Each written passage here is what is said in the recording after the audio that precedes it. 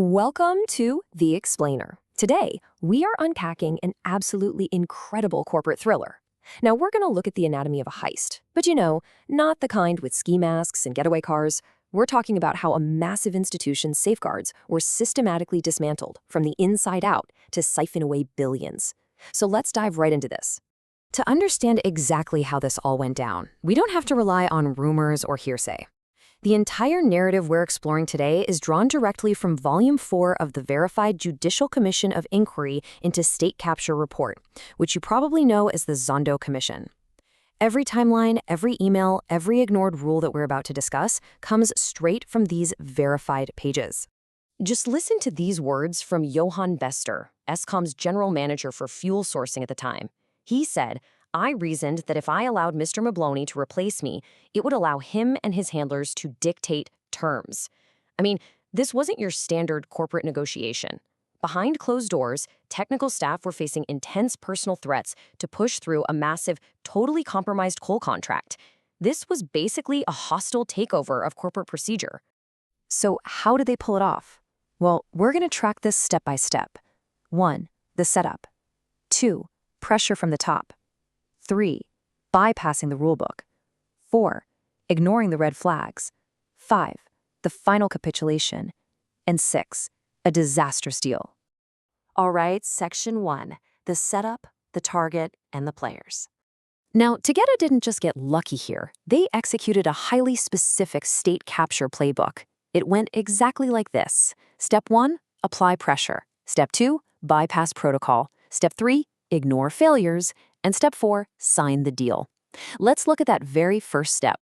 Section 2, pressure from the top, toxicity and threats.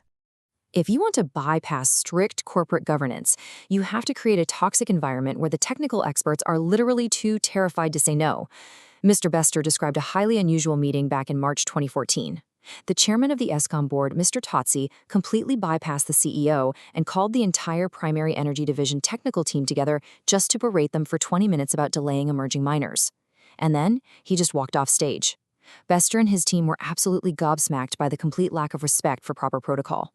It was a direct, intimidating signal right from the very top. But guys, the pressure definitely didn't stop there. Principled executives like Kiran Maharaj, who refused to soften her demands on cost savings, well, they were suspended and effectively pushed out. Enter Vusi Mubani as the acting head. He directly threatened Bester to conclude the Tegeta deal by the end of the week, or I will find someone else to do it. The technical team was completely cornered. Which brings us to Section 3, bypassing the rulebook, procedure versus reality. Step 2 of the playbook, bypass the rules. Now, Eskom has incredibly strict procurement protocols for a reason, right? To prevent exactly what was happening here. On paper, Eskom Procedure 32-1034 says, unsolicited offers must go to the SDL for strict pre-qualification, no negotiations allowed. But the reality? Dr. Nteda's team negotiated directly, completely bypassed registration, and get this, they actually provided an editable Word document template of a contract to the supplier. They essentially just handed the keys to the vault straight over to Tegeta.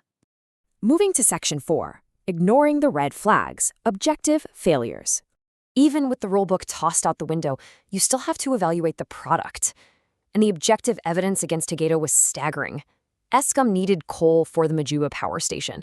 The lab takes Tegeta's coal samples, runs the chemical tests, and let's look at the results. Seam 4 upper, fail. The blended product, fail.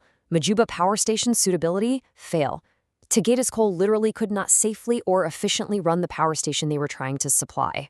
And honestly, the chemical failures were just the tip of the iceberg. During these early negotiations, Tegeta didn't even have a valid water use license. They were fined for environmental violations near a stream. Their mining operations were actually suspended while they were trying to secure this massive deal. And perhaps most boldly, their mining rights were expiring in 2020, but they were negotiating a 10-year contract. I mean, it shouldn't have just been a no, it should have been a never. So here we are at Section 5, the final capitulation, the executive suite showdown. This is the dramatic climax of our timeline, January 30th, 2015, meeting in Eskom's executive suite. Tegeta struts in demanding 17 Rand per gigajoule. Mr. Bester, knowing the coal was poor quality, offers $12.50. Tegeta's reps actually pause the meeting just to call their board. Witnesses reported hearing a whole lot of shouting echoing out of the executive suite. Ultimately, Eskom capitulates, settling at $13.50 for a failing product. But, believe it or not, the capitulation was not over. Look at how quickly things escalated just days later. Eskom initially offered a 5-year, 65,000 tons per month contract. Tegeta executives pushed back via email, demanding a 10-year contract to satisfy their loan funders. Did Eskom push back? No. Eskom instantly caved. They doubled the contract length and vastly increased the volume to 113,000 tons a month.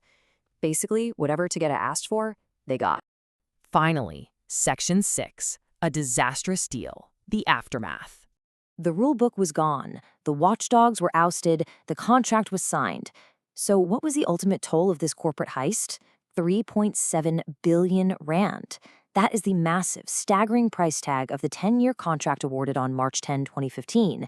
3.7 billion rand committed to a completely unverified supplier offering non-compliant coal from a mine with expiring rights. And what happened next? Well, in April 2015, just 1 month after signing, KPMG confirms what everyone technically knew: Tegeta is absolutely not financially sound enough for the contract. And the final nail in the coffin comes in February 2018. Just 3 years into this 10-year arrangement, Tegeta enters business rescue and completely stops supplying coal. Every single ignored red flag proved disastrously correct.